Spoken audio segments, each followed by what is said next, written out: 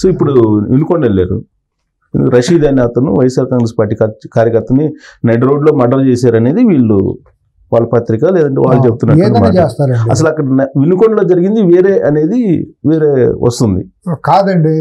ఇవాళ రాజకీయాలు అనేది ఏ పార్టీలో ఎవరు ఉంటున్నారు అనేది తెలియట్లేదండి. వాళ్ళు చనిపోయిన వాళ్ళు చంపడ్డ వాళ్ళు ఇద్దరు రౌడీ షీట్, వాళ్ళకి క్యారెక్టరే అసాంఘికమైన చర్యలు ఉన్నాళ్ళు వాళ్ళందరూ కూడా. వాళ్ళు షెల్టర్ కోసం ఇవాళ మారిపోయిన కొత్తగా అధికారంలోకి వచ్చిన పార్టీ మారటం అనేది వాళ్ళ ప్రతి చోట జరుగుతుంది. ఇవాళ పొలిటికల్ అసైలం, పొలిటికల్ షెల్టర్ ఎవరికి కావాలి? అసాంఘికమైన పనులు చేసే వాళ్ళకి మాత్రమే అధికారంలో ఉన్న పార్టీ యొక్క బ్లెస్సింగ్స్ కావాలి, ఏ పార్టీ అయినా. అది సహజంగా వైసీపీ అనే పార్టీలో 100 మంది 99 మంది అంటానికి కూడా లేదు.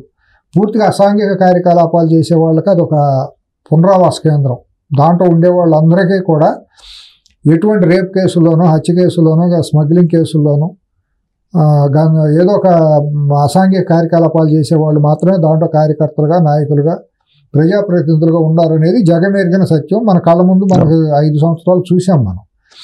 అటువంటి వాళ్ళ ఇద్దరు కూడా దాంట్లో ఆ పార్టీలో అంటగాగిన వాళ్ళే.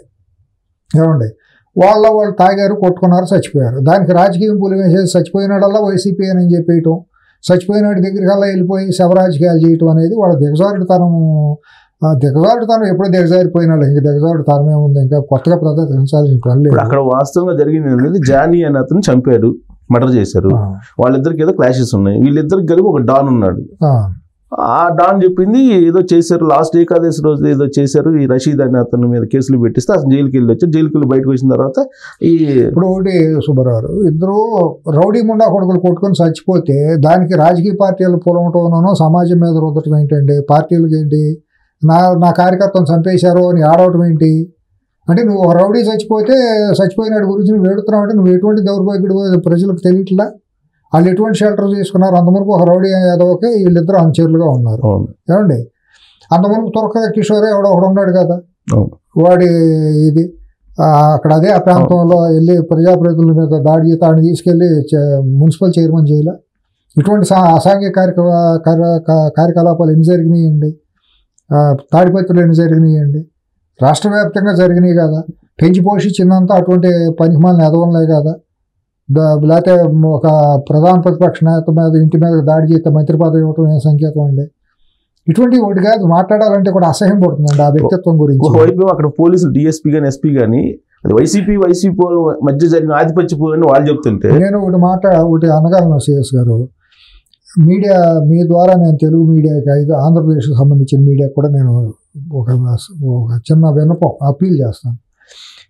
ఎక్కువగా ఇటువంటి పనికిమాలిన అసాంఘికమైన లేకపోతే హింసాత్మకమైన వార్తల్ని ప్రచారం చేయటం, దాని మీద చర్చించడం కూడా తప్పండి. ఏదన్నా రాష్ట్రానికి ఉపయోగపడే కార్యక్రమాల్లో ఎక్కువ మాట్లాడతా. ఎందుకంటే మాట్లాడాలి. ఇటువంటి ఏమైనా నిజంగా జరిగితే తప్పకుండా మనం హింసను ప్రోత్సహించకూడదు. ఏ పార్టీ అయినా మనకు సంబంధం లేదు. అది తెలుగుదేశం అయినా ఇంకో పార్టీ అయినా తప్పే మనం. అట్టాయని మనం వైసీపీ వాళ్ళని నిజంగా హత్యకు గురిపడితే తప్పు అంటాం. అక్కడ చంపింది వాళ్ళే, చచ్చింది వాళ్ళే. వెళ్ళిపోయి అటువంటి అసాంఘిక కార్యకలాపాలు ఏదో శవాల మీద పేలాలు ఏరుకున్నట్టు వాళ్ళు రాబందులాగా వాలిపోతా అంటే దాని గురించి చర్చించి ఇంకెక్కువ వాళ్ళకి మనం మైలేజ్ ఇచ్చిన వాళ్ళం అవుతాం. విలువ గల సమయాన్ని ఒక అసాంఘిక శక్తి, ఒక పనికిమాలిన మనిషి మాట్లాడకూడని వ్యక్తి గురించి మాట్లాడటం నాకైతే వ్యక్తిగతంగా అసహ్యం పడుతుంది. అంటే నిజంగానే అలాంటి పరిస్థితి ఉంది, అసహ్యం పడుతుంది. అది రాష్ట్రానికి కూడా నష్టమే, మీరు అన్నట్టు నష్టం. అందుకే ఆయన భూతాన్ని తరివేద్దాం స్వేర్ అండి. నాకు ఆ పేరు ఎత్తినా, పేరు తలుసుకున్నా, మాట్లాడినప్పుడు ఆ కళ్ళ ముందు ఊహ వచ్చినా కూడా నాకు ఒళ్ళంతా అసహ్యం పడుతుందండి, చేదర పడుతుంది. అటువంటి వ్యక్తిత్వాన్ని నేను సహించలేను. కానీ ఇప్పుడు సొంత చెల్లి లేదు, సొంత తల్లి లేదు, సొంత బాబాయి లేడు, సొంత తండ్రి లేడు. తండ్రి మీద ఎన్ని ఇబ్బందులు పడ్డారో మీకు ప్రపంచానికి అందరికీ తెలుసు. దివంగత ఆయన రాజశేఖర రెడ్డి మానసికంగా ఎంత క్షోభకు గురయ్యాడో బతికున్నంతకాలం ఆయనకి తెలుసు. ఆయన సన్నిహితులైన మహేశ్వరరెడ్డి గారితో, దివాకర్ రెడ్డి గారితో ఆయన షేర్ చేసుకుంటాం. నా కొడుకు ఏంటి, నా పరిస్థితి ఏంటి అని బాధపడటం అనేది తెలుసు. చెప్పారు కదా, స్లీప్లెస్ నైట్స్. తల్లి ఏ రకంగా ఇవాళ ఒక దీనమైన పరిస్థితిలో కన్న తల్లి ఏ రకంగా అవమానానికి గురయ్యింది, ఒక చెల్లి ఎంత మోసానికి గురైంది అసాంఘిక శక్తి మూలాన. ఇటువంటి వ్యక్తిత్వాల గురించి ఇంకా మాట్లాడేవాళ్ళు, ఆలోచించేవాళ్ళు ఉండటం సమాజం యొక్క దౌర్భాగ్య స్థితికి సంకేతం అది. కానీ ఇప్పుడు మళ్ళీ మీలాంటి వాళ్ళు మాట్లాడకపోతే నిజం నోరు దాటే లోపల అబద్ధం ఊరు మొత్తం జుట్టు వచ్చినట్టు అప్పుడు మీడియా రోత మీడియా కూలి మీడియా అనేది చెప్తున్నారు కదా ఇప్పుడు అవేమో రక్త చరిత్ర మళ్ళీ స్టార్ట్ అయింది. ఆ మీడియాలో ఉన్న శక్తులు కూడా అటువంటి అసాంఘిక శక్తులే సిఎస్ గారు. ఎవరికి కూడా కనీసం సంస్కారహీనులే ఆ మీడియాలో పనిచేస్తారండి. నికృష్టులు ఇక వాళ్ళ గురించి వాళ్ళకి ఇతనికి తేడా ఏం లేదు. అందరూ ఒక ఏ జాతి పక్షులు ఆ జాతి, ఏ గూటి పక్షులు ఆ గూటి జారుతాయని అటువంటి భావజాలం, అటువంటి దిగజారుడుతనం, అటువంటి లంపెన్ గ్యాంగ్లు ఆ మీడియాలో కూడా ఉన్నారండి. ప్రెజెంటర్లు కానివ్వండి, రిపోర్టర్లు కానివ్వండి, ఎవరన్నా కానివ్వండి, టాప్ టు బాటమ్. కాబట్టి మీరన్నది కూడా హేతుబద్ధం. ఎందుకంటే మనం ఎవరు మాట్లాడకపోతే ఆ మీడియాని దోణగట్టేయండి అన్నట్టు, ఇదిగో నాన్న పుల్లంటే ఇదిగో తోక అన్నట్టు ప్రతి ఒక్కళ్ళు ఏదో వండి వారుస్తారు. అంత మునుపు జరిగింది కూడా అదే.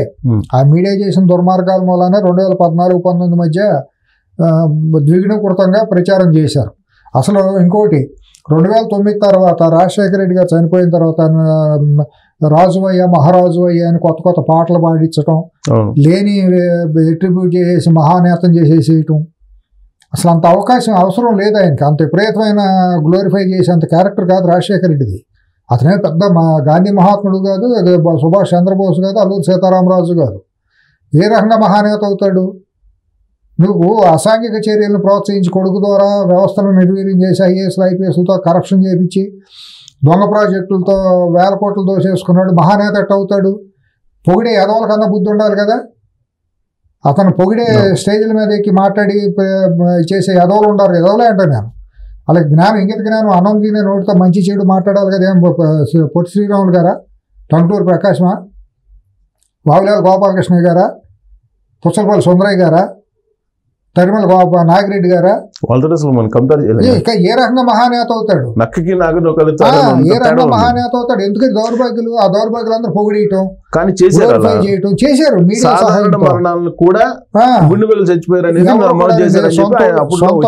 సొంత కుటుంబంలో అక్కడ గుండెపోటు రాలేదండి, బీపీ పెరగలేదండి ఆయన చనిపోయినప్పుడు. ఆయన చనిపోయిన దురదృష్టకరం. దాన్ని ఎవరు మనం ఇది చేస్తాం? ఒక ముఖ్యమంత్రిగా, ఒక నేతగా, ఒక ప్రజాబాహుళ్యంలో ఎంతో కొంత ఏదో రకంగా ప్రజాదరణ పొందిన మనిషికి మనం గౌరవిస్తాం. కానీ అతనికి రావాల్సిన దానికంటే గ్లోరిఫై చేసింది కిరాయి మీడియా చేసేసి దాన్ని అడ్డం పెట్టుకుని బోదార్పు యాత్రల పేరుతో వేలాది కిలోమీటర్లు ఊరి మీద పడిపోయి శవరాజకీయాల పేరుతో ఏంటంటే వికృతమైన పోకడలు పోతా ఏదో అతను లేకపోతే రాష్ట్రం అంతా తెలుగు జాతి అంతా నాశనం అయిపోయిందని చెప్పి ఒక దుష్ప్రచారం చేసేసి ఒక రాకూడని ఒక మైలేజ్ ఇచ్చేసి ఒక దుష్టశక్తి, నేను దుష్టశక్తి అంట. ఎందుకంటే రాష్ట్రంలోనండి చెయ్యని కరప్షన్ భారతదేశ చరిత్రలో ఇంతవరకు ఎప్పుడు జరగనంత కరప్షన్ అతని టైంలో 2004-2009 మధ్య జరిగింది. దాన్ని ఎవరో చర్చ చేయాల. దాన్ని చేయడంలో తెలుగుదేశం వైఫల్యం చెందింది. దాన్ని అడ్రస్ చేయడంలో, దాన్ని టార్నిష్ చేయడంలో వైఫల్యం చెందింది. అది చివరికి ఏమైపోయింది, అటు మౌనంగా కూర్చునేటప్పటికి ఆ పొట్టు పురుగు కనుక చుట్టుకుని దాంట్లో ఉండి అది చచ్చిపోయినట్టు ప్రజాస్వామ్యం చచ్చిపోయింది. లేనిపోయిన ఒక అభూతకల్పం చుట్టకుండా మహానేతం చేసి విగ్రహాలు పెట్టడం జరిగింది. ఏ రకంగా మీకు విగ్రహాలు పెడతానికి అర్హత ఉందో చెప్పండి. కానీ ఇప్పుడు ఇంకో క్వశ్చన్ ఏంటంటే, జగన్మోహన్ రెడ్డి చూసిన తర్వాత ఆయన మేలు అంటున్నారు కదా. అంతే కదా, చిన్న గీత పెద్ద గీత. ఎట్ట మేలు అవుతాడు? ఇతనికి ఆజ్యం పోసింది అతనే కదా. ఆ రోజు 1,00,000 కోట్ల దోపిడీకి మరి తండ్రి ఆశీస్సులే కదా, తండ్రి మౌనమే కదా. నువ్వు సమర్థుడు అయితే నువ్వు మౌనంగా ఉండవు కదా. వ్యవస్థ నిర్గమం చేసింది ఆయన కాదా? కాలువలు ప్రాజెక్టులు లేకుండా కాలువలు తవ్వింది ఆయన కాదా? మరి లేని ఎస్సీజెట్లు పెట్టేసి వేలాది ఎకరాలు దోసుకుంది ఆయన కాదా? ఏం జరగలేదో చెప్పండి. 5 సంవత్సరాల్లో తెలుగు జాతి ఏ రకంగా నాశనం కాలేదో చెప్పండి, ఏ రకంగా అభివృద్ధి చెందిందో చెప్పండి. ఓన్లీ అదేమిటి చూపించి ఫీజు రియంబర్స్మెంట్ ఆరోగ్యశ్రీ పేరు అనేది చూపిస్తారు. ఆరోగ్యశ్రీ పేరుతో నిజంగా ఇవాళ కూడా ప్రచారం జరిగింది, కానీ దాని మీద మేధావులు కూడా మౌనం వహించారు. పెద్ద కుంభకోణం పెద్ద ఉంది. పౌల్ట్రీ ఫార్ములన్నింటినీ ఇంజనీరింగ్ కాలేజీలుగా మార్చేసి ఫీజు రియంబర్స్మెంట్ పేరుతో లేకుండా అడ్మిషన్ పేరుతో 1,00,000 కోట్ల రూపాయలు దోసేసుకున్నారు ఇంజనీరింగ్ కాలేజీలలో. కార్పొరేట్ హాస్పిటల్లో ఆరోగ్యశ్రీ పేరుతో కొన్ని వేల కోట్ల రూపాయలు కార్పొరేట్ హాస్పిటల్ దోసేసుకున్నాయి. అదొక మాఫియా ముఠాలుగా తయారై లేని ఆపరేషన్లు చేసినట్టు చేసి, లేకపోతే ట్రీట్మెంట్లు చేయకుండా చేసినట్టు దొంగ సర్టిఫికేట్లు పెట్టి ఈ ప్రజాధనాన్ని దుర్వినియోగం చేశారు. దాని మీద జరిగిన లాభం కంటే జరిగిన నష్టం ఎక్కువ.